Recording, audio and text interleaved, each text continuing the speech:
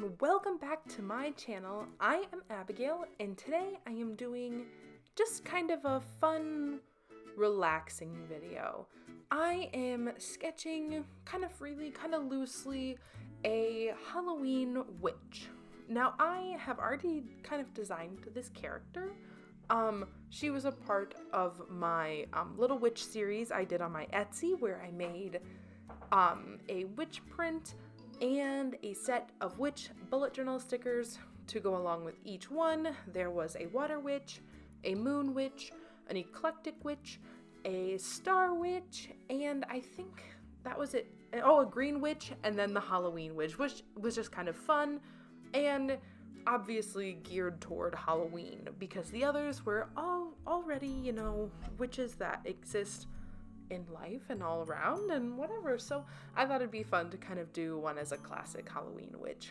So like I said, I kept this very loose. I started sketching with a orange an orange Prismacolor Col-Erase colored pencil, because that's kind of her color scheme, is very oranges and blacks and stuff, very classic Halloween.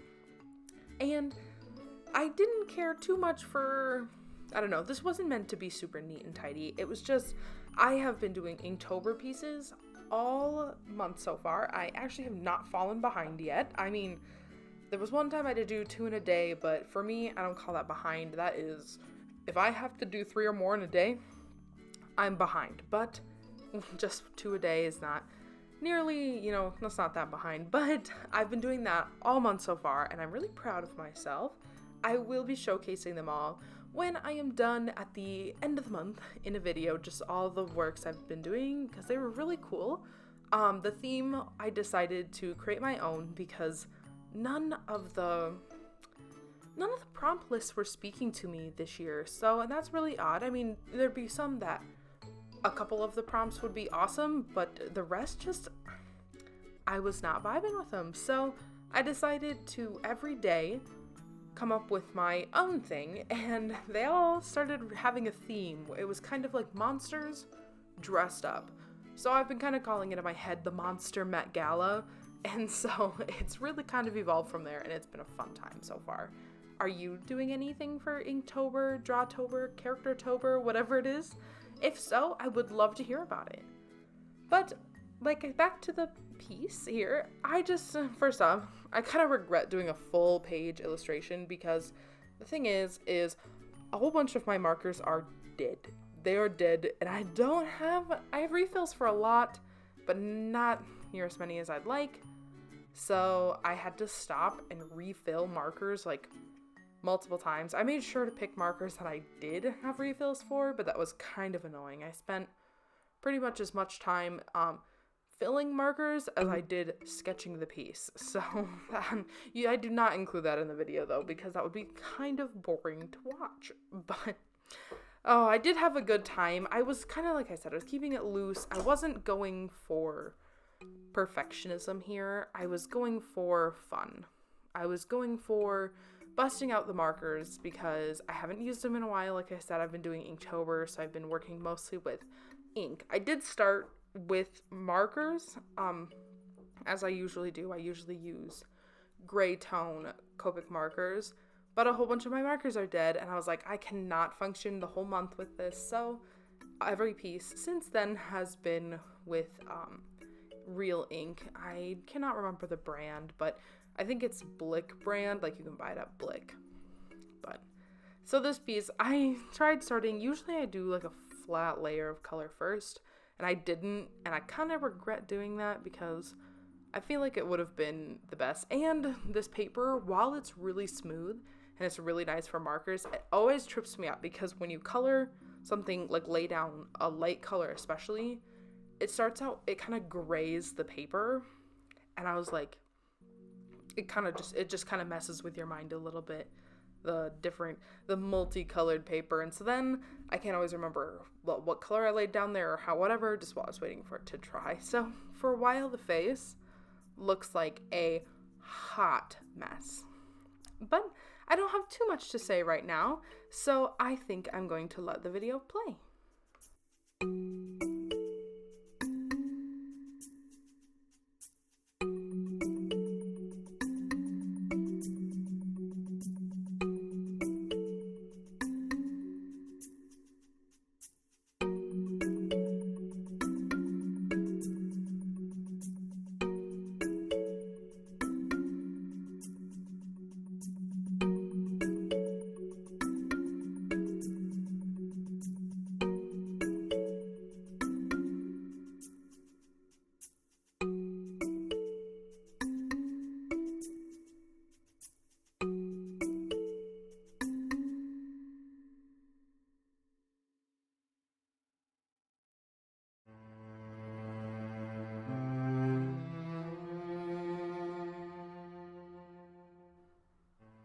So here I do use some warm grays, and I'm kind of blocking in where I'd like a bit of darker stuff to go because it was kind of tripping me up since I'm doing a lineless look.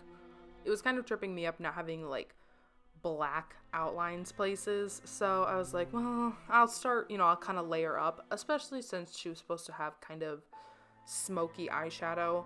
And, like her lips were the top lip was supposed to be black. So I was like, I'm not ready to jump in with black, but like I need something to represent where the dark is gonna go. So I started with a warm gray.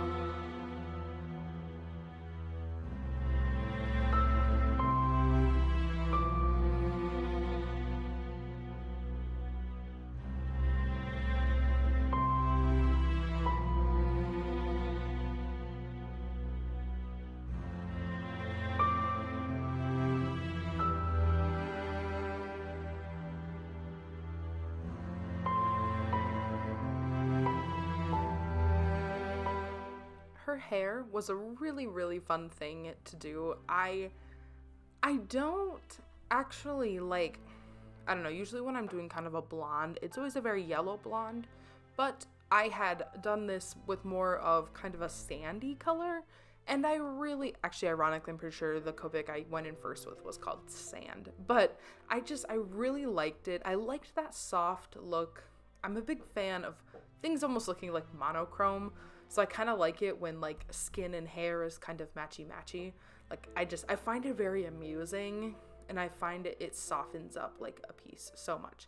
So it was really fun to have her hair be that sand color, because one of the colors that I used to blend out the sand was one of the colors I'd used on her skin. And so I really liked that look. It was very fun to do.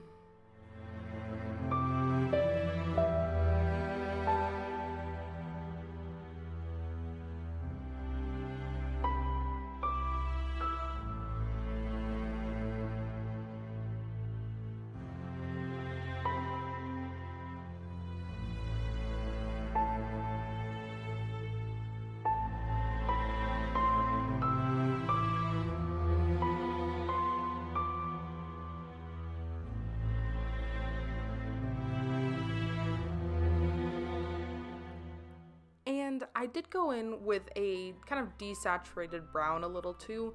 I wanted more dimension.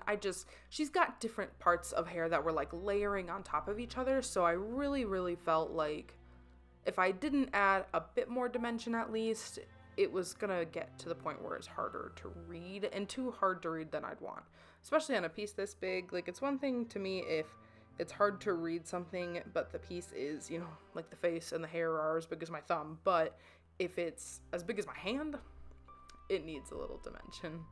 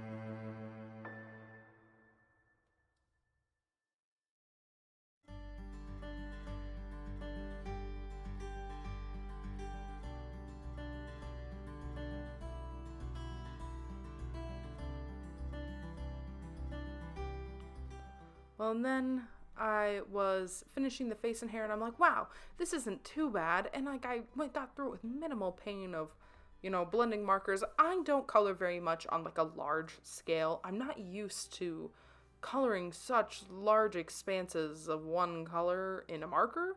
So I kind of remembered I had done like a bust shot, and I'm like, oh my god, I still have to color all of this. And so I kind of died inside just a little bit because I was like, dang it, now I've got to try to blend out on such a large scale. So if any of you have tips for coloring large expanses with kind of dead markers,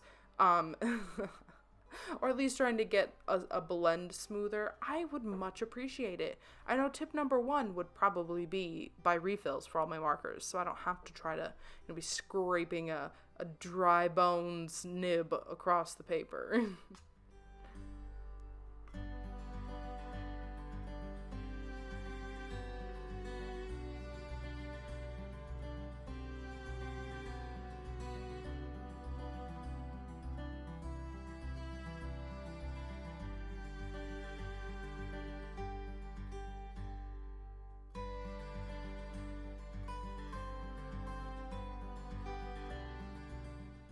So this was probably my favorite part. It was a little frustrating. I was, like I said, keeping it loose, keeping it not perfectionism, so I wasn't not perfect, trying to fight my perfectionism, but like I don't mind too many streaks in larger pieces, so I was just having a good time with it. But adding the black in, like the darker gray and the black, ooh, that just was really good, and it just really started making the piece pop, especially since, like the black against her lighter skin was really, really fun to do and fun to see.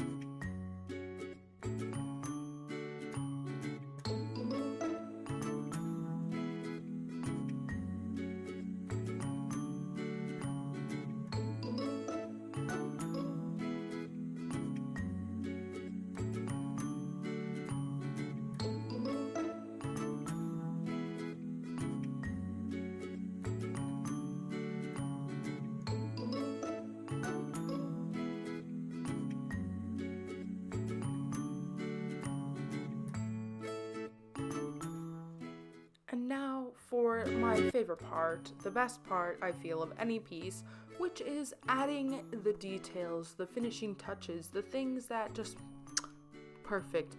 And this would have been, for me, the black eyeliner around her eyes, kind of busting out some pencils to add some detail. I go in with I think it's a Tuscan red pencil color, Prismacolor, to kind of add a little outlines. I didn't want them to be so harsh because I didn't want to ruin the softness of the skin and the hair with black outlines. I think they might be fun to do, and who knows, maybe I will go back in because I kind of like the idea of maybe a graphic liner.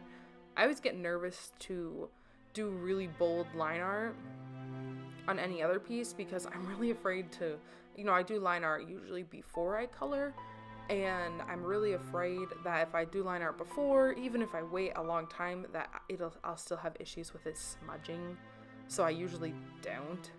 But, with a piece like this where I was just having fun, I think it might be fun to go back in later and add in, like a really graphic, like line art to it. I think this would be a good piece to do that.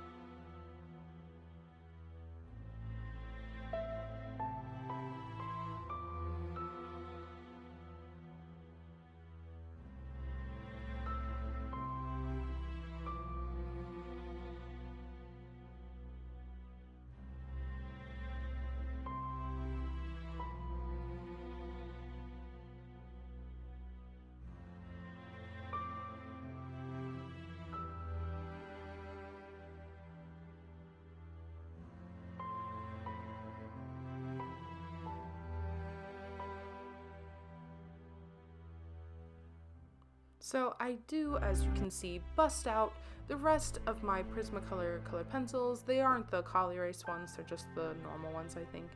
I wouldn't know. They were gifted to me. I think they're the Premiere ones, maybe is what they're called. But I do that to add a little more dimension to her eyes, some details to her hat, since I was mostly focusing on details around like the face and the eyes. That's kind of where my focus was. And then I also bust out a white Posca pen, and it's like the medium-sized one, I think. I don't know. It's not like the super skinny tip, but it's not the big fat one either. And I do go in and add some white highlights, which is just like icing on the cake.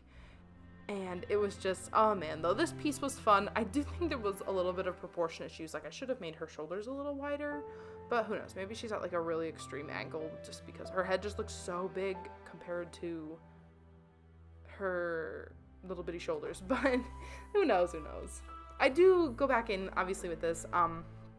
It's my soft violet, I think is what it's called, Copic marker. It's one of my favorites for shading fair skin. I like to shade skin in purple, and I'd already had plenty of orange because usually I do go back into some orange, and I go here is with like a really light blue pencil, and I add a little bit of a blue hue to that. That was kind of fun. I've never done that before. I did like it, and I do think I might carry that over into other pieces as well.